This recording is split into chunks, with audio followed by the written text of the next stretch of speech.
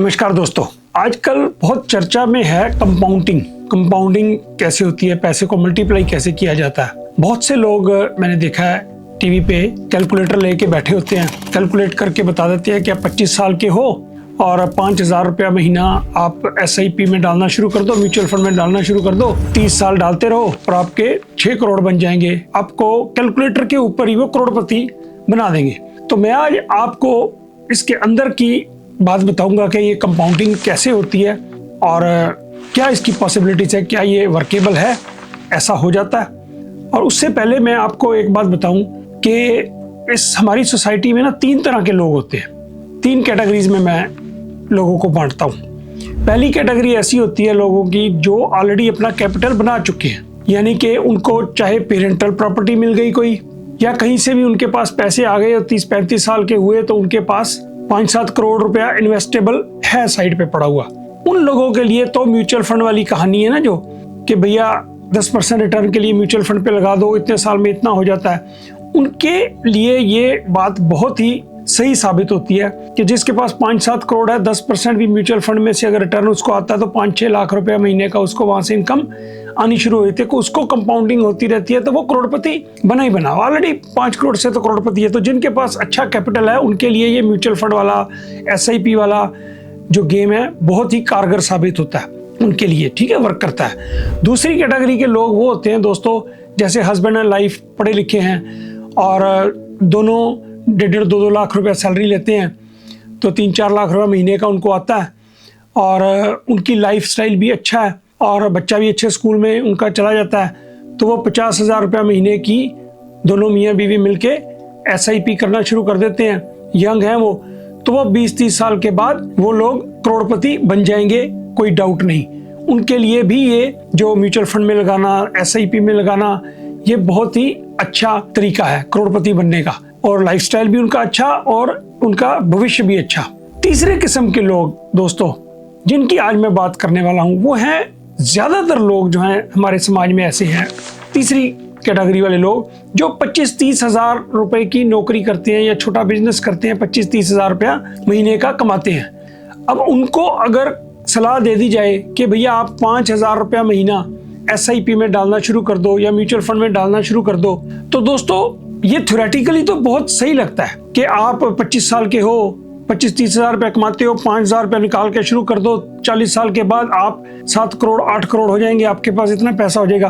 Theoretically कागजों में तो ये बहुत अच्छी बात लगती है, लेकिन मैं भी इसी सोसाइटी से हूँ, मुझे पता है कि कितनी पॉसिबिलिटी है इस चीज की। जो 25-30 हजार रुपया महीना कमाता है, ठीक है दोस्तों, उसका चलो किसी की बात सुन के वो 5,000 रुपया महीना शुरू कर देता है SIP या म्यूचुअल फंड में लगाना शुरू कर देता है। 2 साल 3 साल उसके 2-2.5 लाख 3 लाख हो जाते हैं। तो दोस्तों हमारी जो सोसाइटी है उसमें हमारे घरेलू हिसाब किताब में कई बार ऐसे मौके आते हैं कि हमें जरूरत पड़ जाती है पैसे की, ठीक है।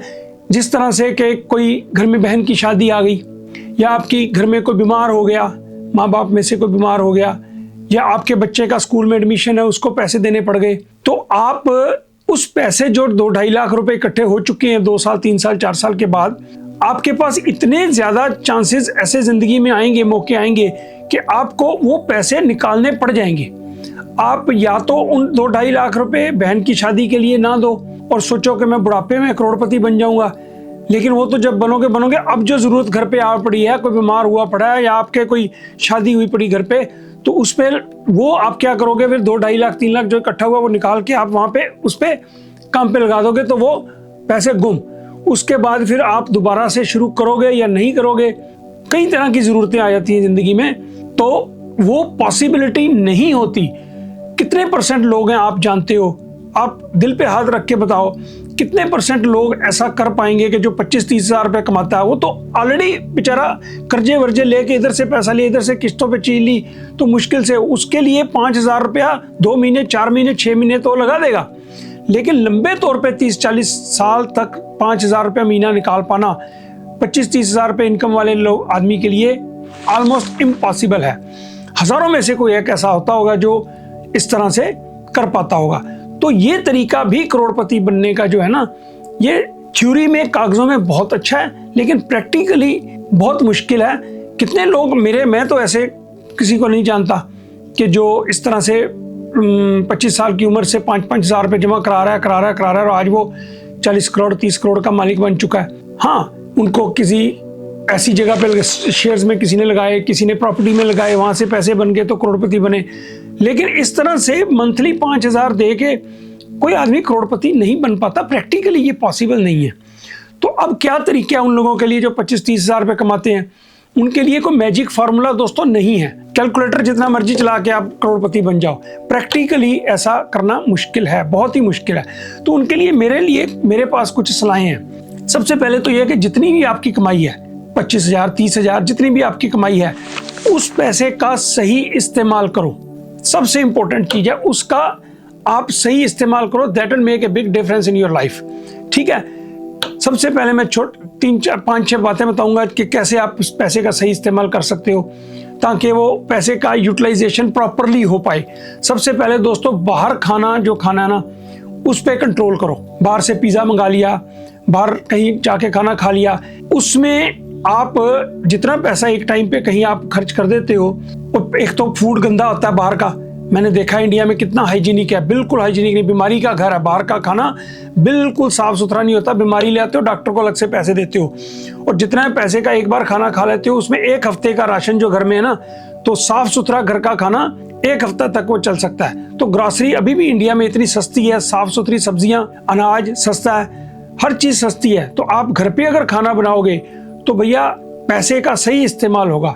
तो इस बात पे ध्यान रखो कि बाहर का खाना कम से कम खाओ, ना ही खाओ तो अच्छा है। घर पे अच्छा खाना बनाओ, साफ सुथरा खाना खाओ, उससे आपके पैसे का सही सदुपयोग होगा। दूसरी चीज दोस्तों, एक मैं कहने लगा हूं जो आपको शायद काफी लोगों को बीच में से अच्छी ना भी लगे, लेकिन बात सच्ची है। जो हम मंदिर गुरुद्वारे में जाके पैसे देते हैं ना, कोई जरूरत नहीं है। आप कहोगे यार क्या कह रहा हो आप, सच्चाई है ये। हम सोचते हैं कि ये पैसा हम जो मंदिर में या गुरुद्वारे में जाके दे रहे हैं भगवान के पास जा रहा है। भैया भगवान के पास वो पैसा नहीं जाता, वो किसी की जेब में जाता है वो पैसा, आपको भी पता है।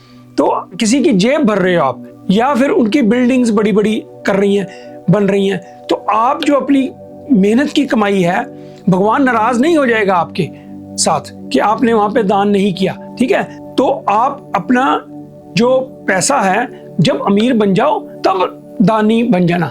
अभी फिलहाल मंदिर गुरुद्वारे को बड़ा बनाने के लिए बहुत से दानी सज्जन हैं, अमीर लोग हैं, उनके सिर पे गुरुद्वारे मंदिर बंद नहीं होते, वो बढ़ते ही बढ़ते जा रहे हैं। तो आपको कोई जरूरत नहीं है वहां पे अपनी नेक कमाई में से वहां पे कोई भी दान देने की, या किसी डोंगी बाबे को या किसी तरह इस तरह के धार्मिक जगह पे पैसा भगवान के पास नहीं पहुंचता। ये बात आप क्लियर हो जाओ। तो मैं अभी तक गुरुद्वारे में जाता हूं तो मैं $1 का मत्था टेकना होता है तो $1 जरूर डाल, अच्छा नहीं लगता।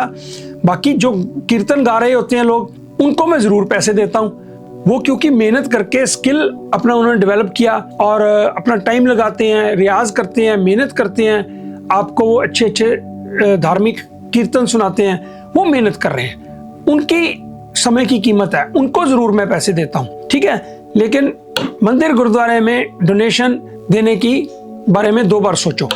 तीसरी बात दोस्तों, जो हम इस्तेमाल वाली चीजें हैं घर पे, ऐसी चीजें जो सिर्फ इस्तेमाल होती हैं, जैसे टीवी हो गया या घर में कोई ऐसी माइक्रोवेव हुआ, ऐसी चीजें हैं, तो दोस्तों उनको ईएमआई के ऊपर मत लो। ईएमआई के ऊपर ऐसी चीजें जो डेप्रिशिएट होती हैं उनको मत लो। किस्तों से वो चीज लो जिससे आपकी इनकम जनरेट हो सकती है। जैसे आप डिलीवरी करते हो, सपोज जोमेटो की या फूड की डिलीवरी करते हो या किसी सामान की डिलीवरी करते हो, उसके लिए आपको व्हीकल की ज़रूरत है, अच्छे व्हीकल की। तो आप अगर किस्तों पे मोटरसाइकिल ले लेते हो ताकि उससे आप जाके अपना डिलीवरी का काम आपका अच्छा होता है, उससे इनकम जनरेट हो रही है, तो उसको किस्तों पे चाहे ले लो। लेकिन अपने मज़े के लिए सोफ़ा घर पे नया ले लिया, टीवी नया ले लिया बड़ा वाला, उसको किस्तों पे लेने से जिसकी कीमत बढ़ती है, 50,000 की लोगे तो 6 महीने में, साल में वो 30 का 20 का रह जाएगा। तो ऐसी चीजों को किस्तों पे मत लो। अगर आप अफोर्ड कर पाते हो, एक्स्ट्रा पैसे हैं तो लो, वरना किस्तों के ऊपर ऐसी चीजें जिनकी कीमत कम होती है, जो इनकम जनरेट नहीं करती, ऐसी चीजों पे किस्तों पे मत लो। अगली बात दोस्तों, नंबर 4 पॉइंट ये है कि कोई भी एसेट आपके घर में ऐसी नहीं होनी चाहिए जिससे कि इनकम ना जनरेट हो रही हो। कोई भी ऐसी एसेट, एग्जाम्पल कई हो सकते हैं। आपके जैसे घर में एक कमरा एक्स्ट्रा होता है, 4 कमरों का घर है आपका, एक एक्स्ट्रा कमरा पड़ा हुआ है, खाली पड़ा हुआ है, कोई नहीं उसको यूज करता, उसको किराए पे दे दो। उससे जो 2000 रुपये 1500 रुपये जो भी किराया आता है उससे आप इन्वेस्ट कहीं करना शुरू कर दो, एक्स्ट्रा इनकम जनरेट कर लो। एक एग्जाम्पल दिया मैंने। कई चीजें कई बार ऐसी घर पे होती हैं जिनका के वैल्यू होती है लेकिन उसकी कोई इनकम जनरेट नहीं हो रही उससे, ठीक है ना। इवन मैं तो कहूंगा सोना ही है, सोना घर पे पड़ा हुआ है, तो अगर आपकी बीवी मान जाए तो भैया उस सोने को भी इस्तेमाल में लाओ, उस सोने से भी इनकम जनरेट करो अगर कर सकते हो तो। सोने ने तो दूध नहीं देना, उसके ऊपर तो आपने मतलब उसकी रखवाली के लिए आपको बैठना पड़ता है। बैंक में लॉकर ले रखे हैं लोगों ने, वहां पे रखते हैं, संभाल के रखना, डालना बड़ा मुश्किल है, सिक्योरिटी के इश्यूज हैं, ये सब के बावजूद फिर भी हम सोना रखी रखते हैं। तो उसकी बजाय आप जो आपके लोन ले रखे हैं आपने या कहीं आपका ज्यादा रिटर्न ले सकते हो तो उसको इस्तेमाल में लाओ, सोने का कोई भी इस्तेमाल नहीं है। नंबर 5 पे बहुत इंपॉर्टेंट दोस्तों, हम एक बीमारी से पीड़ित हैं हिंदुस्तान वाले और हिंदुस्तान के आसपास वाले, वो है दिखावा। इतना ज्यादा दिखावा हम करने में नशा है हमें कि ब्रांडेड का अभी जमाना आया हुआ है कि ब्रांड पहनना है, दिखावा करना है, दिखावे में मारे जाते हैं हम उस काबिल ना भी हों लेकिन दिखावे के चक्कर में हम एक्स्ट्रा पैसे खर्च कर देते हैं, वेस्ट कर देते हैं पैसे। भैया दिखावे वाली बीमारी से बाहर आओ, क्योंकि आप जिनको जानते हो उनको दिखाने की जरूरत नहीं, क्योंकि उनको आपका पता है कि आप कितने पानी में हो, और जो आपको नहीं जानते उनको वैसे दिखाने का कोई फायदा नहीं है। क्या जरूरत है उनको दिखावा करने की, जो जानते ही नहीं आप उनको। तो भैया हम एक इस गुलामी से हमें बाहर आना चाहिए, जो हो वैसे रहो, नेचुरल जैसे हो, साफ सुथरे अच्छे कपड़े पहनो, आप अपने आप में वैल्यू पैदा करो कि कोई आदमी आपसे बात करने में आपसे अच्छा फील करे, आपके साथ बैठना पसंद करे। तो दिखावे के लिए आपको पैसा वेस्ट करने की जरूरत नहीं है, इसको आज ही अपनी जिंदगी से निकाल दो। बी रियल, बी ट्रूथफुल, जो हो वैसे रहो, कुछ दिखावे से बन नहीं जाएगा। डींगे मार के दिखा करके कोई फायदा नहीं है, सबको पता होता है सामने वाले को भी आप क्या हो, ठीक है। अच्छा, अगली बात मैं ये कहना चाह रहा हूं कि अपना जो ना टाइम है उसकी कीमत समझो। हम टाइम को बहुत वेस्ट करते हैं, उस टाइम को ऐसे ही किसी बैठ के गप्पे मार दी, किसी की निंदा कर दी, चुगली कर ली, और डोनाल्ड ट्रंप के मसले सोल्व करने पे लगे रहते हैं 2-2 घंटे। हम आईपीएल में उसने शॉट यहाँ मारी, उसने वहां पे रन नहीं लिया, उस तरह की बातों में टाइम लगाते रहते हैं। तो भैया वो टाइम आपकी जो बीतता जा रहा है ना, टाइम इज मनी, उस टाइम को आप अपना स्किल इंप्रूव करने में लगा दो। उस टाइम को अगर आप किसी ऐसे आदमी के साथ बिता दो जिससे आपको कुछ सीखने को मिल सकता है, कोई सियाना आदमी हो उसके साथ वक्त बिता दो, उससे कोई स्किल ले लो, नॉलेज ले लो जो आपके काम आए, ठीक है ना। तो और एक बात और दोस्तों, कि आप ना किसी के पीछे मत लगो कि भाई उसने ऐसा किया, उसने ऐसा कहा, उसके पीछे लग गया। अपनी बुद्धि का इस्तेमाल करना सीखो, अपने माइंड पे कंट्रोल रखो, ठीक है। आप अपना प्लान बनाओ, अपनी ताकत पहचानो, और जिस काम में आपका मन है ना, आप पेंटर हो पेंटिंग करो, कारपेंटर हो कारपेंटर में अगर 500 रुपये दिहाड़ी लेते हो आप, अगर तो कारपेंट्री में अपना स्किल इंप्रूव करो, इस तरह का इंप्रूव करो कि आप 500 के बजाय 1000 रुपये दिहाड़ी के काबिल हो जाओ। तो अपने स्किल को इंप्रूव करके अपनी वैल्यू बढ़ाओ, और 25,000 30,000 के अलावा कोई एक्स्ट्रा इनकम जनरेट कर लो।